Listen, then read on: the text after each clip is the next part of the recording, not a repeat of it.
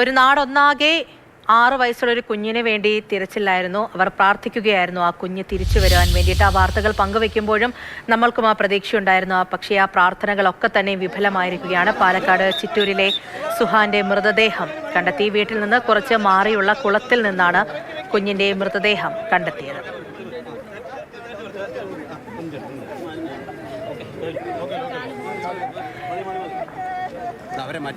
രാഗിൻ വിവരങ്ങളുമായി ചേരുന്നുണ്ട്.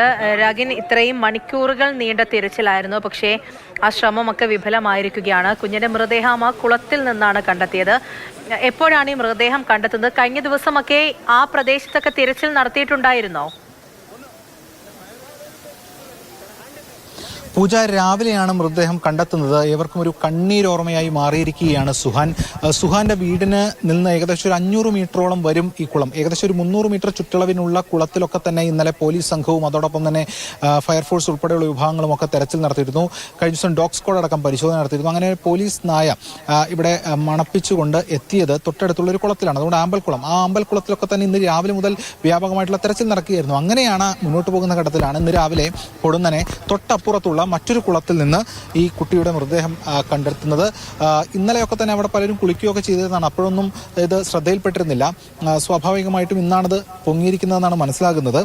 പ്രത്യേകിച്ചും ആ കുളത്തിലേക്ക് തന്നെയായിട്ട് കുട്ടി പോകണം, എന്നാൽ മാത്രമേ അവിടേക്ക് വീഴുകയുള്ളൂ. അല്ലാതെ കാൽവഴുതി വീഴാനുള്ള സാധ്യത വളരെ കുറവാണ്. കാരണം അതിനിപ്പുറം ഒരു ചാലുണ്ട്. നമ്മൾ കണ്ടതുപോലെ ആ ചാലിൽ കടക്കാൻ വേണ്ടി ഒരു പോസ്റ്റും മറ്റുമൊക്കെ ഇട്ടിട്ടുണ്ട്. അപ്പോൾ അതിലൂടെ നടന്നായിരിക്കണം ഒരുപക്ഷെ കുട്ടി അങ്ങോട്ട് എത്തിയിട്ടുണ്ടാകുക എന്നാണ് മനസ്സിലാക്കുന്നത്. മറ്റൊരു പ്രധാനപ്പെട്ട കാര്യം എന്ന് പറയുന്നത്, ഇത്രയും ദൂരം കുട്ടി എങ്ങനെ അവിടെ വരെ നടന്നു പോയി എന്ന ഒരു ചോദ്യവുമുണ്ട്. ഇപ്പോൾ ഈ വെക്കേഷൻ സമയമൊക്കെ ആയത് കൊണ്ട് തന്നെ പാർക്കിലും മറ്റുമൊക്കെ, അവിടെ തൊട്ടടുത്തൊരു പാർക്കുണ്ട്, അങ്ങോട്ടൊക്കെ പോകാറൊക്കെയുള്ള പതിവാണ്. അപ്പോൾ ഇനി അങ്ങനെ എങ്ങാൻ പോയതാണോ എന്നതടക്കമുള്ള കാര്യങ്ങളും സംശയമുണ്ട്. എന്തായാലും ഇതുമായി ബന്ധപ്പെട്ട് കുറച്ചധികം കാര്യങ്ങളിൽ സംശയമുണ്ട്. അയൽവാസി കൂടി നമുക്കിപ്പം ചേരുകയാണ്. അല്ലെ കുട്ടി, ഈ തങ്ങളുടെ വീടാണ്, ഇതിലൂടെ ഇങ്ങനെ നടന്ന് ഇത്രയും ദൂരം പോയത് എങ്ങനെ എന്നതാണ്? പോകാനുള്ള സാധ്യത വളരെ കുറവാണ്. കാരണം അവൻ എല്ലാ ദിവസവും നമ്മുടെ ഈ പരിസരം വിട്ട് എവിടെയും പോകാറില്ല. രാവിലെ വരും, അവന് പെട്ടെന്ന് കളിക്കും. രാവിലെ ഒരു 6-6 വരും. ഞങ്ങളോടത്തൊക്കെ ഒരു ഹായ് പറയും. പിന്നെ സുഹാനെ പറഞ്ഞ് വിളിച്ചാൽ പോലും അവൻ തിരിച്ചൊറ്റ ഓട്ടോടും വീട്ടിലേക്ക്. സുഹാനെ ചോക്ലേറ്റ് കൊടുത്താൽ പോലും വാങ്ങില്ല, അവൻ തിരിച്ചോടും.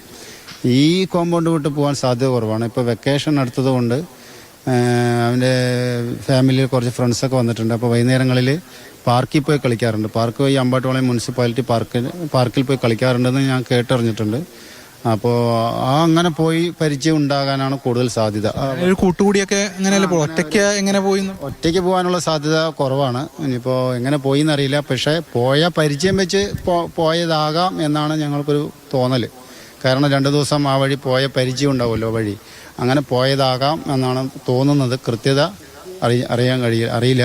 പിന്നെ ഇന്നലെ വൈകുന്നേരം ഞാൻ 8:30 കണ്ടതാണ്. സുഹാനെ നോക്കി കളിക്കുന്നൊക്കെ ഞാൻ പറഞ്ഞിട്ട് പോയതാണ്. കാരണം ഈ തൊടുകിൽ കളിക്കുമ്പോൾ ഞാൻ പറഞ്ഞു, ഈ കാല് വീഴാൻ സാധ്യതയുണ്ട്, നീ അവിടെ നിന്ന് മാറി കളിക്കടാ സുഹാനെന്ന് പറഞ്ഞിട്ട് പോയതാണ് ഞാൻ. അപ്പോൾ അതിൻ്റെ വിഷമം നല്ലോണം ഉണ്ട് താനും.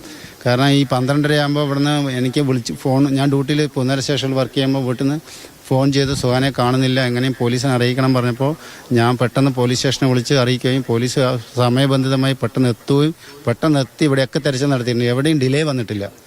സുഹാനെ കാണുന്നില്ല എന്ന് പറഞ്ഞതും പോലീസ് സ്പോട്ടിൽ വന്നു, എല്ലാ ഭാഗത്തും തെരച്ചിൽ നടത്തി, എന്നിട്ടും കിട്ടിയില്ല. അതിൻ്റെ ഒരു വിഷമം ഞങ്ങൾക്കുണ്ട്. പക്ഷേ ഇങ്ങനെ പോകാനുള്ള സാധ്യത ഇത്രയാണ് എനിക്ക് തോന്നുന്നുള്ളൂ. കാരണം 2-3 ദിവസമായി വെക്കേഷൻ ആയതുകൊണ്ട് പാർക്കിൽ പോകാനുള്ള വഴി ഓട്ടോമാറ്റിക് സുഹാൻ പോയിട്ടുണ്ട്. ഇവർ ഫാമിലി കുടുംബക്കാരുമായിട്ട് അല്ലെങ്കിൽ ഇവരെ സുഹാൻ്റെ ഏട്ടനുമായിട്ട് പാർക്കിൽ പോയി പരിചയം ഉണ്ടാവും വഴി. ആ വഴി അങ്ങനെ പോകാനാണ് സാധ്യത കൂടുതൽ. അത്രമാത്രമേ എനിക്കിപ്പോൾ പറയാൻ കഴിയുള്ളൂ. സംസ്കാര ചടങ്ങുകൾ എങ്ങനെയാണ്? സംസ്കാര ചടങ്ങ് 4 മണിക്കെന്ന് മാത്രമേ പറഞ്ഞിട്ടുള്ളൂ. അച്ഛൻ അനസ് കോഴിക്കോട് നിന്ന് വരുന്നുണ്ടെന്ന് പറഞ്ഞു. കോഴിക്കോട് നല്ല സൗദിയിൽ നിന്ന് വന്നിട്ട് ഇപ്പോൾ കോഴിക്കോട് നിന്ന് വന്നുകൊണ്ടിരിക്കണമെന്ന് പറഞ്ഞു. ഇനിയിപ്പോൾ 4 മണിക്കാണ് ചടങ്ങെന്ന് പറഞ്ഞു. ഇനിയിപ്പോൾ കൂടുതൽ കാര്യങ്ങൾ കുടുംബക്കാരായിട്ട് ചോദിച്ചാൽ മാത്രമേ അറിയാൻ. ഏവരെയും സംബന്ധിച്ചിടത്തോളം സങ്കടത്തിലാഴ്ത്തിയ ദിവസമായിരുന്നു. കാരണം കുഞ്ഞു സുഹാൻ മടങ്ങിയെത്തുമെന്നൊക്കെ ഉള്ള ഒരു പ്രതീക്ഷയിലായിരുന്നു. കാരണം ഈ കുളങ്ങളിലൊക്കെ പോയി പരിശോധന നടത്തുമ്പോൾ അവിടെ കാണുന്നില്ല, മാത്രമല്ല മറ്റു പലയിടങ്ങളിലും നോക്കുമ്പോൾ അവിടെയൊന്നും കാണുന്നില്ല.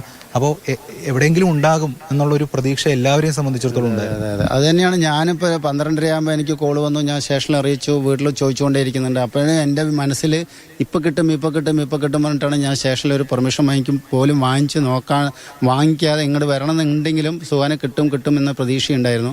അതുകൊണ്ടാണ് ഞാൻ അന്ന് തന്നെ ഓടി വരാതിരുന്നത്. ഇപ്പോൾ കിട്ടുമല്ലോ എല്ലാവരും തിരയുന്നുണ്ടല്ലോ എന്ന പ്രതീക്ഷയോടെയാണ് ഞാൻ വൈകുന്നേരം വരെ ഇരുന്നത്. വൈകുന്നേരത്ത് കാണാതായിട്ടാണ് ഞാൻ ഓടി വേഗം വന്നത്. അപ്പോൾ അതിൻ്റെതായ വിഷമം എനിക്കുമുണ്ട്, നാട്ടുകാർക്കുണ്ട്, എല്ലാവർക്കും ആ സങ്കടമുണ്ട്.